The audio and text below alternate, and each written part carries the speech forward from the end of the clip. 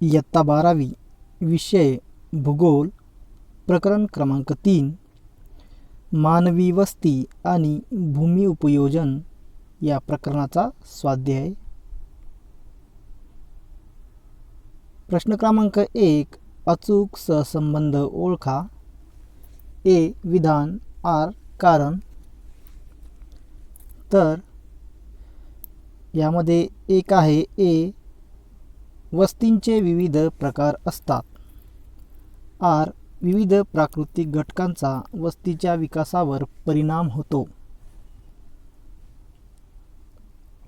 अ केवळ ए बरोबर आहे। आ केवळ आर बरोबर आहे। ई ए आणि आर हे दोन्ही बरोबर आहेत आणि आर हे ए चे अचूक स्पष्टीकरण आहे।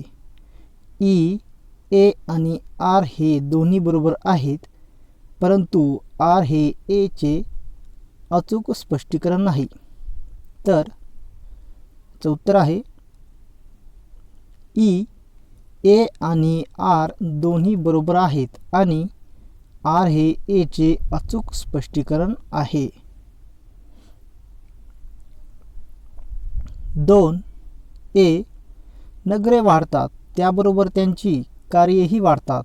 आर एका नगराला केवळ एकच कार्य असते।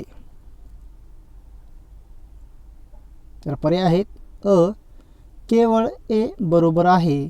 आ केवळ आर बरोबर आहे। ई ए आणि आर हे दोन्ही बरोबर आहेत आणि आर हे ए चे अचूक स्पष्टीकरण आहे। ई ए आणि आर हे दोन्ही बरोबर आहेत, परंतु आर हे ए चे अचूक स्पष्टीकरण नाही। तर याचं उत्तर आहे अ केवळ ए बरोबर आहे। प्रश्न क्रमांक 2 भौगोलिक कारणे लिहा। 1 सर्वच ग्रामीण वस्तीचे रूपांतर नागरी वस्तीत होतेच असे नाही। तर याचं उत्तर आहे प्रत्येक ग्रामीण वस्तीचे नागरी वस्तीत रूपांतर होतेच असे नाही, कारण नागरी वस्ती लगत असणाऱ्या ग्रामीण वस्तीचे रूपांतर कधीकधी नागरी वस्तीत होते। ग्रामीण वस्तीचे रूपांतर नागरी वस्तीत होण्यासाठी नागरी वस्तीचे सर्व निकष ती ग्रामीण वस्ती पूर्ण करेलच असे नाही।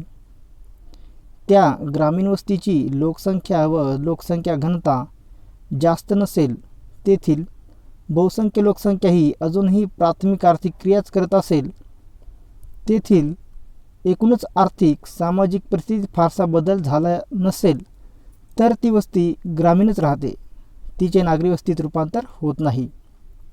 थोडक्यात ग्रामीण वस्त्या आपले वेगळेपण जपत आपली ग्रामीण संस्कृती टिकून ठेवतात। 2 ग्रामीण वसाहतीमध्ये भूमी उपयोजन हे शेतीशी निगडीत असते। उत्तर ग्रामीण वस्ती व नागरी वस्त्यामध्ये आर्थिक क्रियामध्ये भिन्नता आढळते। ग्रामीण वस्तीतील बहुसंख्य लोकसंख्या ही प्राथमिक आर्थिक क्रियेत गुंतलेली असते, तर नागरी लोकसंख्या ही बिगर प्राथमिक आर्थिक क्रियेत जास्त असते। ग्रामीण लोकसंख्या ही प्राथमिक आर्थिक क्रियेशी म्हणजे नैसर्गिक घटकांशी निगडीत असल्याने त्यासाठी शेती हा प्रमुख व्यवसाय आहे, म्हणून तेथील भूमी उपयोजन हे शेतीशी निगडीत आहे। यामध्ये पिकाऊ निव्वळ लागवडीखालील क्षेत्र, पडीक जमीन, वनक्षेत्र, नापीक जमीन, गायरान व चराव जमीन यांचा समावेश होतो। त्यामध्ये सर्वाधिक भूमी उपयोजन शेतीशी निगडीत असते। 3 झालर क्षेत्रामध्ये ग्रामीण आणि नागरी दोन्ही वस्त्यांची वैशिष्ट्ये आढळतात। उत्तर ग्रामीण व नागरी क्षेत्रामधील भूमीस ग्रामीण नागरी झालर क्षेत्र असे म्हणतात। हे क्षेत्र दोहोंमधील संक्रमण क्षेत्र असल्याने या क्षेत्रात ग्रामीण व नागरी वैशिष्ट्ये एकत्रित आढळतात। हे क्षेत्र वेगळे असत नाही, या दोहोंमधील संक्रमण क्षेत्र असते. दोन्ही क्षेत्राची सरमिसळ झालेली असते. नगर व ग्रामीण अशा दोन्ही वैशिष्ट्य असलेला हा भाग ग्रामनगर सीमांत क्षेत्र असे या क्षेत्रास म्हणतात. येथे दोन्ही प्रकारचे उपयोजन आढळून येते. झालर क्षेत्र नागरी संस्कृतीशी पूर्णतः एकरूप झालेला नसते. ते अर्धनागरी अर्धग्रामीण स्वरूपाचे असते. येथे राहणारे लोक ग्रामीण परिसरातील व्यवसाय, अर्थकारण व सामाजिकदृष्ट्या ते नागरी परिसराशी संलग्न असतात. बहुधा अर्थार्जनासाठी ते शहराशी संपर्क साधून असतात.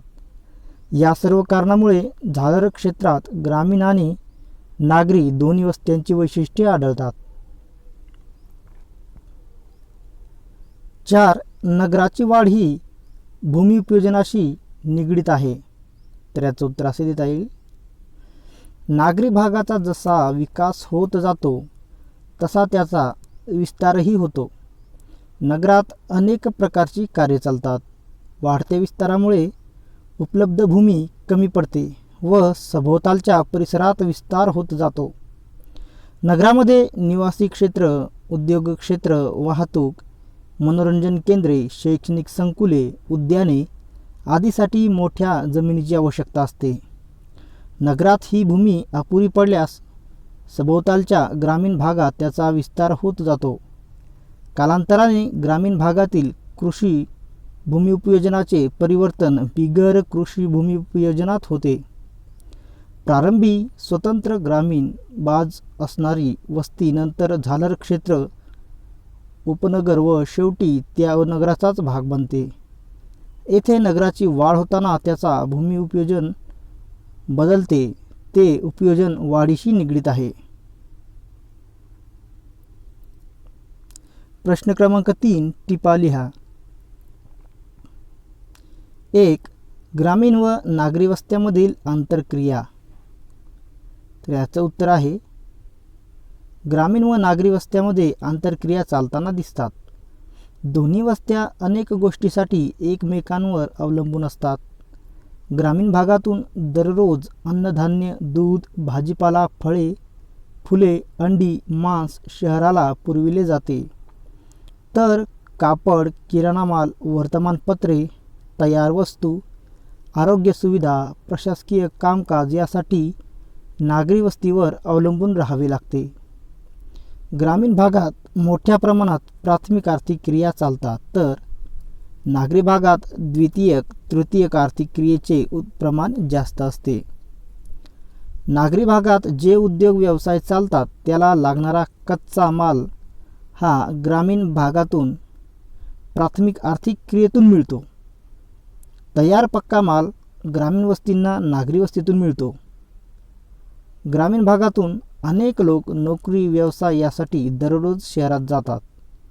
शहरावर ते अवलंबूनच असतात. नागरी वस्तीचे प्रभाव क्षेत्र परिसरातील अनेक ग्रामीण वस्तीवर असते. नगरातील लहान मोठ्या घडामोडीचे पडसाद ग्रामीण वस्तीवर पडतात. या सर्व बाबी ग्रामीण नागरी वस्त्यामधील आंतरक्रिया दर्शवितात. 2. नागरी वस्त्यांच्या समस्या. उत्तर. नागरी वस्त्यांच्या आर्थिक समस्या बेकारी, प्रादेशिक असमतोल, औद्योगिकीकरणाच्या समस्या या आर्थिक समस्या आहेत. 2. सामाजिक समस्या. यामध्ये गुन्हेगारी, जातीय दंगली, स्थलांतर, सामाजिक ऐक्य कमी या सामाजिक समस्या नागरी वस्त्यांमध्ये आढळून येतात. 3. सांस्कृतिक समस्या. यामध्ये ग्रामीण संस्कृतीचा होत चाललेला ऱ्हास, प्लॉट व मॉल संस्कृतीचा विकास. 4. पर्यावरणीय समस्या. यामध्ये प्रदूषण, कचरा, सांडपाणी विल्हेवाट, दुष्काळ, साथीचे रोग या समस्या. 5. पायाभूत सोयी सुविधा समस्या. तर यामध्ये जागेची टंचाई, वाहतूक समस्या, पाणी टंचाई, सार्वजनिक सोयींचा अभाव या समस्या आढळून येतात. 6. शासकीय व प्रशासकीय समस्या. तर यामध्ये संरक्षण यंत्रणेवर ताण, सार्वजनिक सुविधांवर ताण, अपुरे कर्मचारी, इमारतींचा अभाव या प्रकारच्या समस्या नागरी वस्त्यामध्ये आढळून येतात. 3. उपनगरे. उत्तर: महानगरांच्या सीमांवर लहान आकाराची नगरे, लहान किंवा मोठी शहरे असतात. अशा नागरी क्षेत्रास उपनगरे म्हणतात. ही सर्व उपनगरे शहराच्या विकासाच्या परिणामाने वाढलेली असतात. शहराची वाढ होऊ लागली की शहरात गर्दी होऊ लागते. त्यामुळे शहराजवळ व शहराच्या बाहेरील बाजूस वस्ती निर्माण होऊन उपनगरे निर्माण होतात. अशी उपनगरे प्राकृतिक, सामाजिक, राजकीय, प्रशासकीय, सांस्कृतिक, आर्थिकदृष्ट्या मुख्य शहराशी एकरूप असतात. कधीकधी उपनगरे ही पायाभूत सोयी सुविधांपासून वंचित राहतात, तर कधीकधी तेथील भूमी उपयोजन हे नियोजनबद्ध करून नियोजित नगर निर्माण केले जाते. तेथे पायाभूत सुविधा चांगल्या निर्माण केल्या जातात. अशी उपनगरे पुढे कधीकधी प्रशासकीयदृष्ट्या स्वतंत्रही होतात. उदाहरणार्थ मुंबईची उपनगरे भांडूप, कल्याण, विरार इत्यादी, तर पुण्याची उपनगरे वाकड, हिंजवडी, कात्रज इत्यादी. 4. संमिश्र भूमी उपयोजन. उत्तर: एखाद्या विशिष्ट प्रदेशात जेव्हा संमिश्र भूमी उपयोजन होत असते तेव्हा भिन्न प्रकारचे भूमी उपयोजन या क्षेत्रात एकत्रित पाहावयास मिळते. अशा प्रकारचे भूमी उपयोजन अनेकदा नियोजित नगरांची निर्मिती करत असताना पाहावयास मिळते. जेव्हा एखाद्या ठिकाणी नव्या नगराची उभारणी केली जाते त्यावेळेस भूमी संपादन करून अशी वस्ती निर्मिली जाते. तेथील लोकांना सर्व प्रकारच्या सोयी एकत्रित उपलब्ध करून दिल्या जातात. निवास, बाजारपेठ, औद्योगिक मनोरंजन केंद्र, उद्याने, मैदाने, शैक्षणिक व शासकीय विभाग याकरिता भूमी उपयोजन केले जाते. अशा प्रकारचे संमिश्र भूमी उपयोजन करत असताना संपादित भूमीचा आराखडा केला जातो. रेखांकन करूनच वस्ती निर्माण केली जाते. प्रश्न क्रमांक 4. खालील प्रश्नांची उत्तरे लिहा. 1. ग्रामीण वसाहतीची वैशिष्ट्ये सांगा. तर याचं उत्तर आहे ग्रामीण वस्ती व नागरी वस्ती असे 2 प्रकार मानवी वस्तीचे केले जातात. यामध्ये लोकसंख्या व व्यावसायिक संरचना विचारात घेतली जाते. जगभरात प्राथमिक व्यावसायिकांचे प्रमाण जास्त असल्याने ग्रामीण वस्तीचे प्रमाण अधिक पाहावयास मिळते.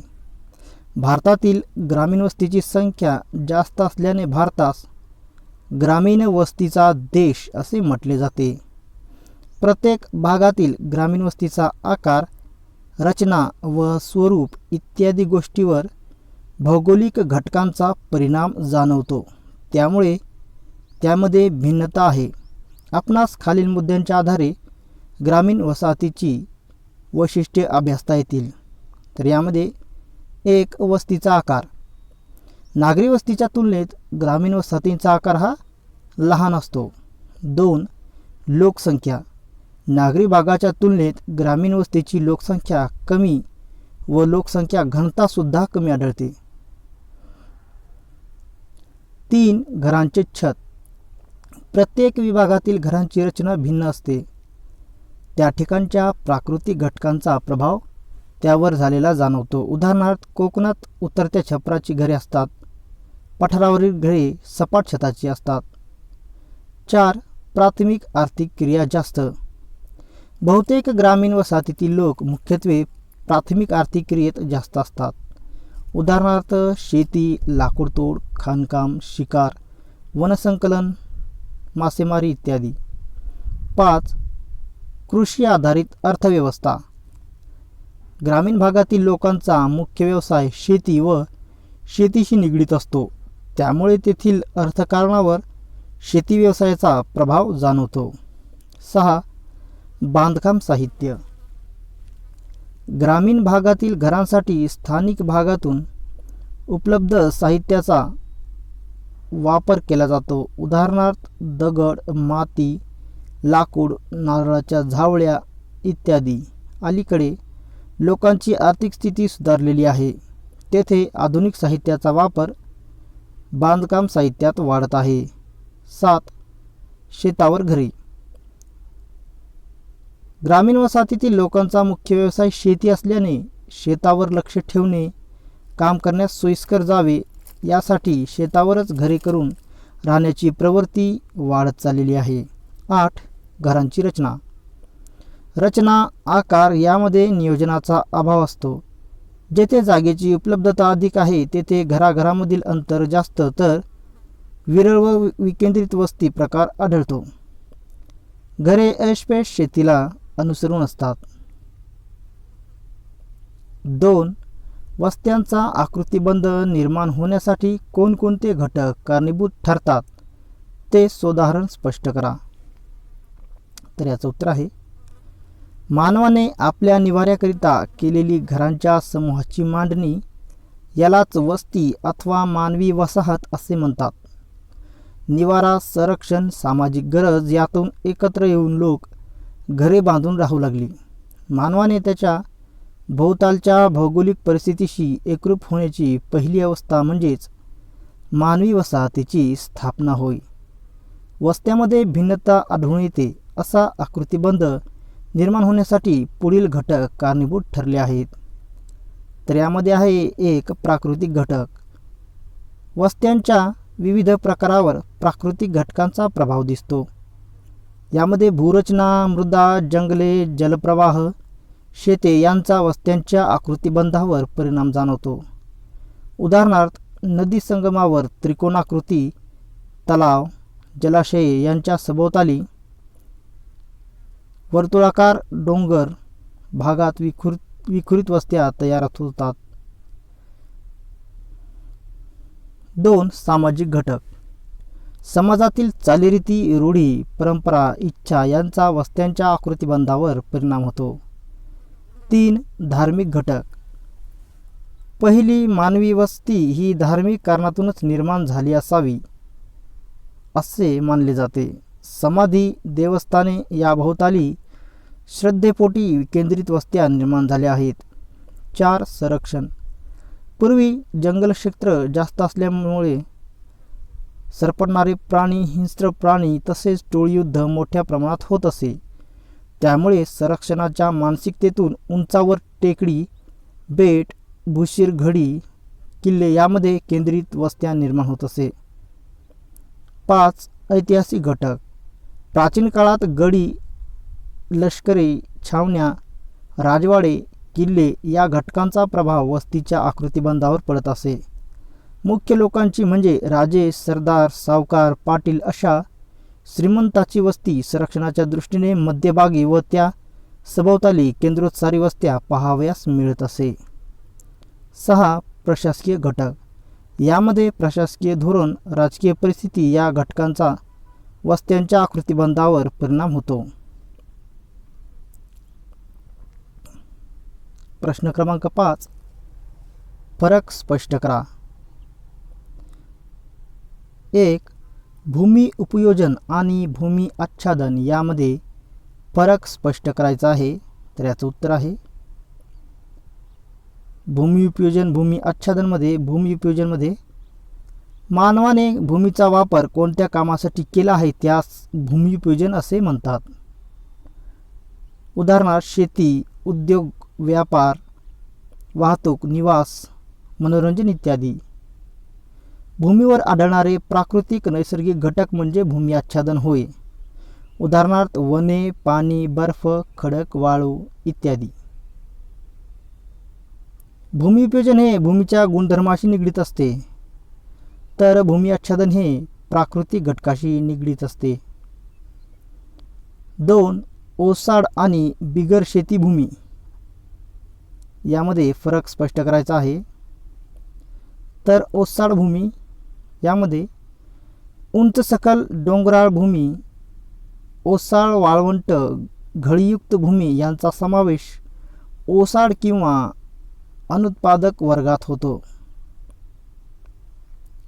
बिगर शेती भूमीमध्ये वस्ती, ग्रामीण व नागरी, पायाभूत सोयी, उद्योग, दुकाने यांचा समावेश या वर्गात होतो.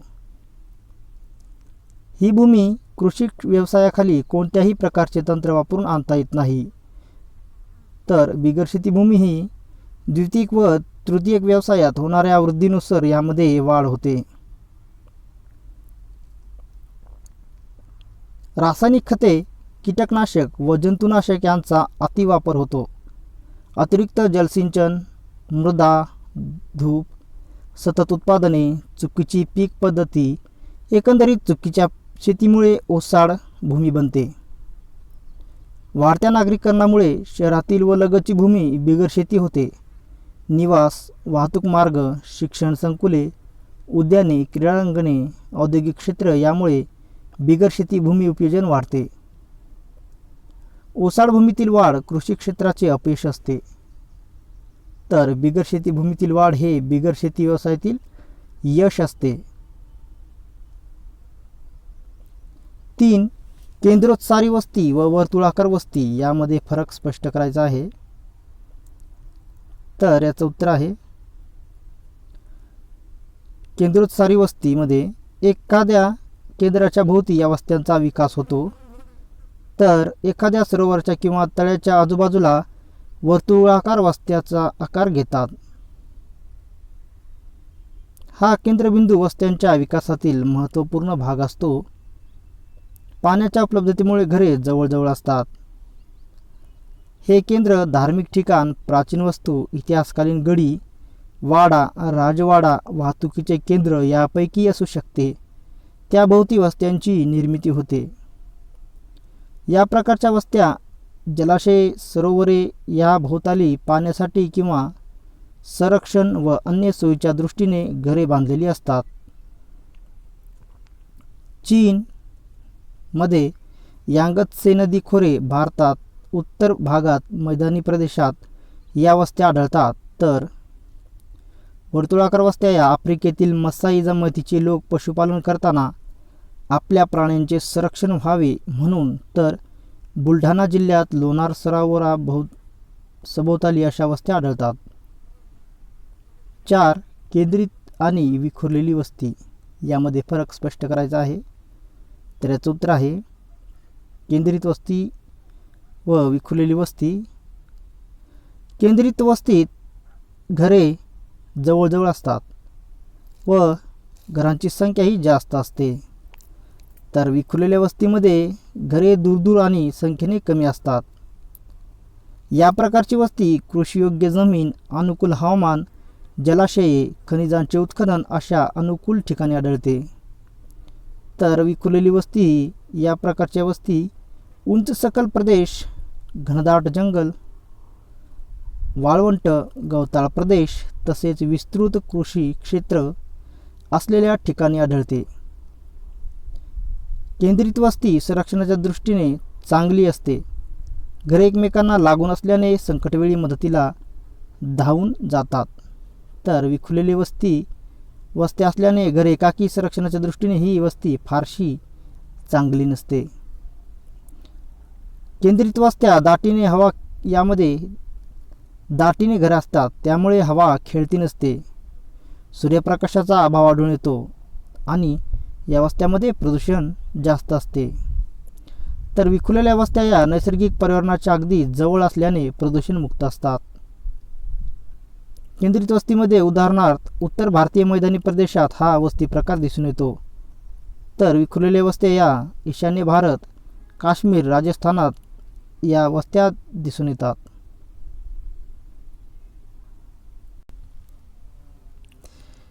प्रश्न क्रमांक 6.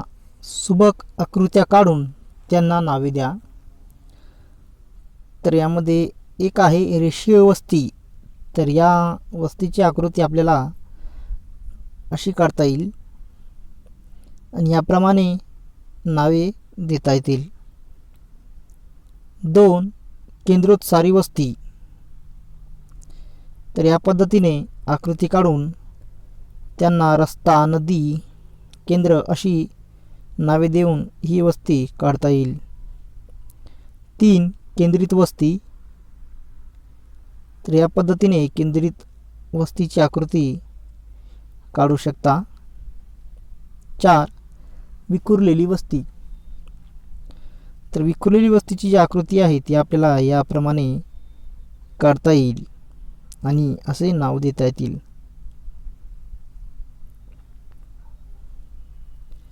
प्रश्न क्रमांक 7. लोणार शहराच्या भूमी उपयोजनात कालानुरूप झालेले बदल तुमच्या शब्दात मांडा. तर वरील 2 नकाशे बघता आपल्याला जे काही बदल झालेले आहेत ते असे मांडता येतील. महाराष्ट्रातील बुलढाणा जिल्ह्यातील जगप्रसिद्ध लोणार सरोवरावरून निर्माण झालेल्या लोणार शहराचा भूमी उपयोजन नकाशा दिला आहे. सूचीमध्ये विविध रंगांचा वापर करून भूमी उपयोजन व भूमी आच्छादन दर्शविले आहे. तर यामध्ये पहिल्या नकाशाच्या तुलनेत लोणार सरोवराजवळ कृषी क्षेत्रात घट होऊन वनक्षेत्रात वाढ झालेली आपल्याला दिसून येते. कृषी क्षेत्रात घट होऊन बिगर कृषी क्षेत्रात वाढ झालेली दिसते. वूळ परिसरात नवीन उपनगर विकसित झाले असून ते नियोजित दिसते. तेथे विविध शासकीय कार्यालयांसाठी भूमी उपयोजन दिसते.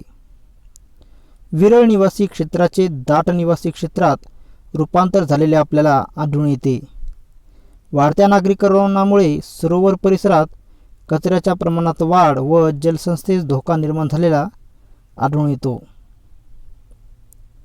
प्रश्न क्रमांक 8. खालील उतारा वाचून प्रश्नांची उत्तरे लिहा. तर हा उतारा दिलेला आहे. विविध प्रकारच्या मानवी वस्तीमध्ये पाडे, खेडी, छोटी शहरे, मोठी शहरे, सर्व दूर ठिकाणे, नगरे आणि नगरांचे समूह समाविष्ट आहेत. काही प्रणालीमध्ये मानवी वस्तीचे शहरी, उपनगरी आणि ग्रामीण असे प्रकार केले जातात. उदाहरणार्थ अमेरिकेतील संयुक्त संस्थानांचा जनगणना विभाग वस्तीचे वर्गीकरण निर्धारित व्याख्यांच्या आधारे शहरी किंवा ग्रामीण भागामध्ये करतो. लहान वस्त्या जसे की पाडे आणि खेड्यामध्ये कमी लोकसंख्या आणि सेवांमध्ये प्रवेश मर्यादित आहे. मोठ्या प्रकारच्या वस्ती जसे शहरे जास्त लोकसंख्या, उच्च घनता आणि सेवांमध्ये अधिक प्रवेश आहे. उदाहरणार्थ खेड्यात फक्त 1 किंवा 2 सामान्य स्टोअर असू शकतात, तर मोठ्या महानगरात अनेक विशिष्ट स्टोअर आणि चेन स्टोअर असू शकतात. हे फरक निम्न ऑर्डर सेवा सेटलमेंट आणि उच्च ऑर्डर सर्व्हिस सेटलमेंट म्हणून ओळखले जातात. मानवी वस्तीची कार्ये देखील भिन्न आहेत, कारण बंदरे, बाजारपेठे आणि रिसॉर्ट्स म्हणून सेटलमेंट स्थापित केल्या जाऊ शकतात. ग्रामीण वसाहतीच्या प्रकारांना शेती, मासेमारी आणि खाणकाम यांच्या निकटतेसारख्या कार्याद्वारे देखील वर्गीकृत केले जाऊ शकते.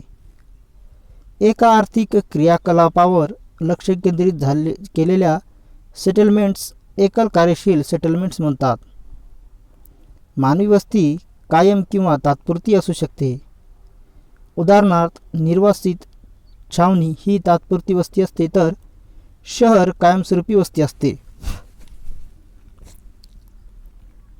तर यावर दिलेले काही प्रश्न आहेत, आपण त्यांची उत्तरे बघूयात.